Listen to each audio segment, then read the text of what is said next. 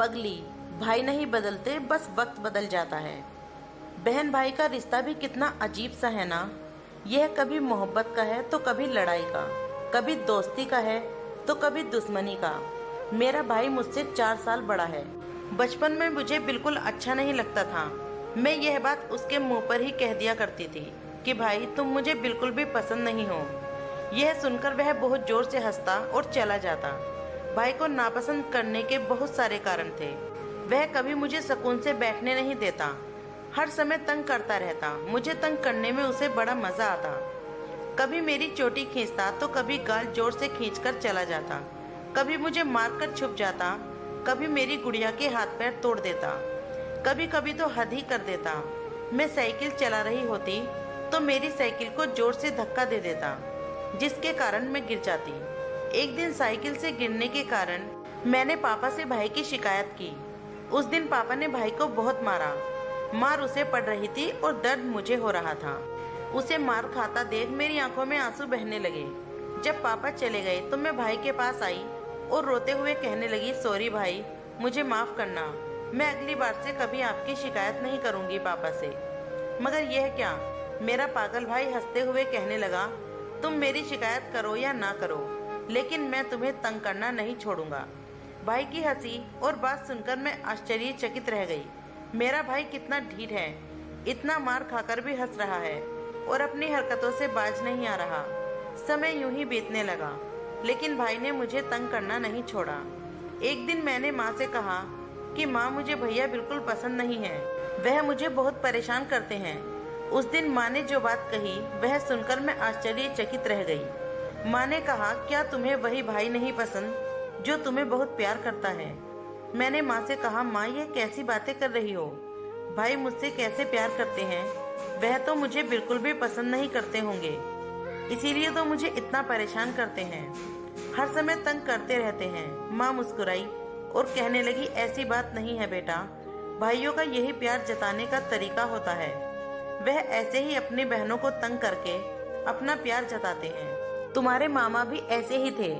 मुझे भी हमेशा ऐसी शिकायत रहती थी, लेकिन जब मेरी शादी हुई तो सबसे ज्यादा याद आने वाले वही हैं। उसकी वह शैतानियां मुझे बहुत तंग करना याद आती हैं। और जब मैं मैके जाती हूँ तो सबसे पहले आगे बढ़कर वही मेरा स्वागत करता है, मुझे गले से लगाता है और मेरी हर फरमाइश पूरी करते हैं। तुम देखना, आज जो भाई तुम्हें तंग कर रहा है ना, कल वही तुम पर सबसे ज्यादा प्यार लुटाएगा। माँ की बात सुनने के बाद मैंने भाई से गुस्सा होना छोड़ दिया था। धीरे धीरे मेरे भाई से दोस्ती होने लगी। समय बीत गया। अब भाई कॉलेज में पहुंच चुका था और मैं 8वीं कक्षा में थी। भाई कभी कभी कॉलेज बंद करके फिल्म देखने जाता और जब मैं उसके कपड़े समेटने जाती तो उसके बटुए से फिल्म के टिकट निकलते तो मैं उसे ब्लैकमेल करने लगती। तो वह मुझे 10 रुपए देता और कहता कि पापा से नहीं कहना, अब मैं तुम्हें फिल्म की पूरी स्टोरी बताता हूँ।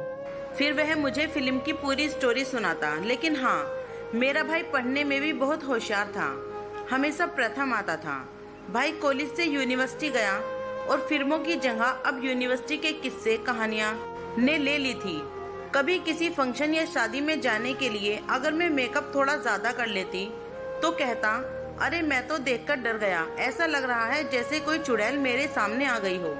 उसकी बात सुनकर मुझे बहुत गुस्सा आता और रोना भी आता। तो वह मेरे गालों पर हल्की सी चपट मारकर कहता, तू तो वैसे भी बहुत सुंदर दिखती है, तुझे इतना ज्यादा मेकअप थोपने की कोई जरूरत नहीं है। जब उसकी बात सुनकर मैं हंसने लगती तो कहता, अरे मैं तो मजाक कर रहा हूँ, तू तो बहुत डरावनी लगती है। बस ऐसे ही मुझे तंग करता रहता। मेरी शादी के दिन भी उसने मुझे तंग करना नहीं छोड़ा। कहने लगा, मेरा मन कर रहा है कि तुम्हारे होने वाले दूल्हे से कहूँ कि क्यों भाई अपने पैरों पर कुल्हाड़ी मार रहे हो, तुम्हें पसंद करने के लिए यही मिली थी, एक से एक खूबसूरत लड़कियां हैं दुनिया में, इसको ही क्यों पसंद किया। माँ ने भी कहा, अरे अब तो इसे सताना बंद कर दे, एक बार ब्याह कर चली जाएगी ना तो तुझे बहुत याद आएगी, फिर किसे सताएगा। यह सुनना था कि उसकी आंखों में आंसू आ गए। उसे रोता देख मैं भी रो पड़ी। शादी के बाद जब भी मैं मैके जाती तो भाई के चेहरे की खुशी देखने लायक होती। मेरी शादी को 2 साल हो गए थे, भाई की शादी भी हो गई। भाई की शादी वाले दिन मैंने उसे बड़ा तंग किया। वह खामोशी से सब बर्दाश्त करता रहा और सिर्फ मुस्कुराता रहा। शादी के बाद भाई विदेश चला गया।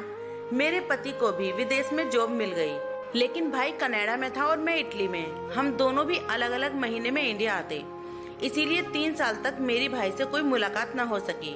मैंने कई बार सोचा कि भाई के पास चली जाऊं, लेकिन पति का काम और बच्चों के स्कूल के चलते ये ना हो सका। मैं फोन पर भाभी से तो बहुत सारी बातें कर लेती थी, मगर भाई से ज्यादा बात नहीं हो पाती थी। बस कभी कभार वीडियो कॉल कर लेती। एक दिन भाई का कॉल आया।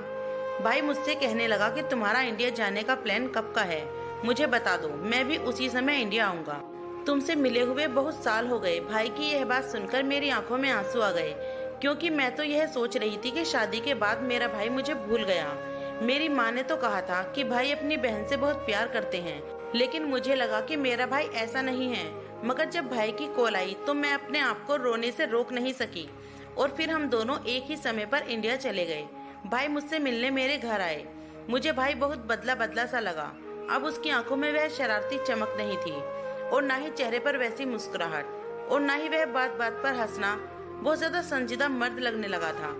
वह मुझे कुछ परेशान सा भी लग रहा था। वह मुझसे मिलने जरूर आया था, लेकिन मेरी उससे ज्यादा बात नहीं हो सकी थी। मैं उसकी परेशानी का कारण जान ही नहीं पाई। मैं सोचने लगी कि जब हम छोटे थे तो मैं उसे अपने दोस्त की तरह थी, इसीलिए वह मुझसे सब कुछ शेयर करता, लेकिन अब उसे दोस्त के रूप में पत्नी मिल गई है। अब मुझसे क्यों अपने दिल की बात शेयर करेगा।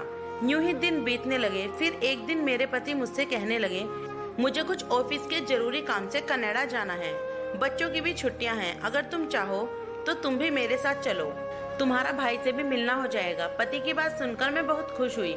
आज मैं पूरे 10 साल बाद भाई के घर रहने और भाई के साथ समय बिताने जा रही थी। हम कनाडा पहुंच गए। हमें देखकर भैया, भाभी और बच्चे बहुत खुश हुए। भाभी किचन में खाना बना रही थी। मैं उनके पास गई तो भाभी ने कहा कि तुम अपने भैया के साथ बैठो, मैं वहीं आती हूँ। मैं बाहर आकर भैया के पास सोफे पर बैठ गई। कुछ देर तक भाई को देखने लगी, फिर कहा, भाई क्या तुमने वह फिल्म देखी? मैं इतना कहना था कि भाई मुझे देखकर मुस्कुरा दिए और मुझसे कहने लगा, क्या तुमने देखी? मैंने कहा नहीं देखी। तो भाई ने मुझे फिल्म की स्टोरी सुना दी। उसकी आंखों में वैसे ही चमक लौट आई थी। मैंने भाई से झूठ कहा था कि मैंने फिल्म नहीं देखी है, जबकि मैंने वह फिल्म देखी थी। लेकिन भाई के मुंह से दोबारा से फिल्म की स्टोरी सुनना बहुत अच्छा लग रहा था। फिल्म की स्टोरी के बाद फिर से यूनिवर्सिटी के किस्से कहानियों वाली बातें शुरू हो गई। हमारी बचपन की यादें ताजा हो गई।